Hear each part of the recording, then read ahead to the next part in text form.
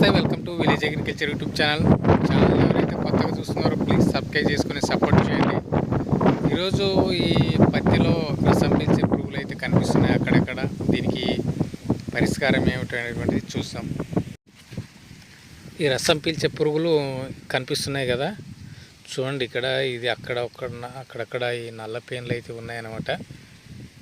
ఈ రసం పీల్చడం ద్వారా మొక్క గిడసబారిపోయేటువంటి అవకాశం ఉంది. చూడవచ్చు, మీరు ఇక్కడ చూస్తున్నారు కదా, రసం పీల్చే పురుగులు అన్నమాట.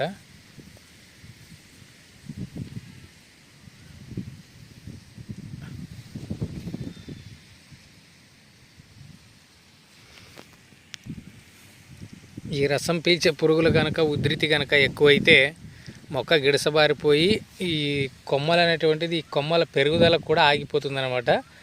ఈ కొమ్మల పెరుగుదల బ్రాంచెస్ ఏదైతే ఉంది ఆగిపోయినప్పుడు మనకి 3-4 కాయలకే పరిమితమై దిగుబడి అనేటువంటిది చాలా వరకు అయితే ప్రభావం చూపే అవకాశం ఉంది. దీనికి మనము ఏం పిచికారీ చేసుకోవాలంటే ఈ ఎస్పేట్ కూడా చాలా వరకు అయితే ఈ రసం పీల్చే పురుగులకి పనిచేస్తుంది. లేదంటే మనకి కీఫాన్, ఈ 12 ఫెరాయిడ్ అనేటువంటి మందు కూడా చాలా వరకు అయితే బాగా పనిచేస్తుంది ఈ రసం పీల్చే పురుగులకి. అదేవిధంగా ఓసిన్, అది కూడా చాలా బాగా పనిచేస్తుంది. లేదంటే మనకి పెగాసిస్,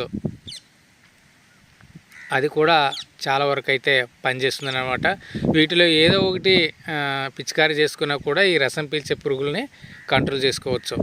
ఓకే, మన వీడియో నచ్చితే లైక్ చేసి సబ్స్క్రైబ్ చేసుకోండి. Thank you.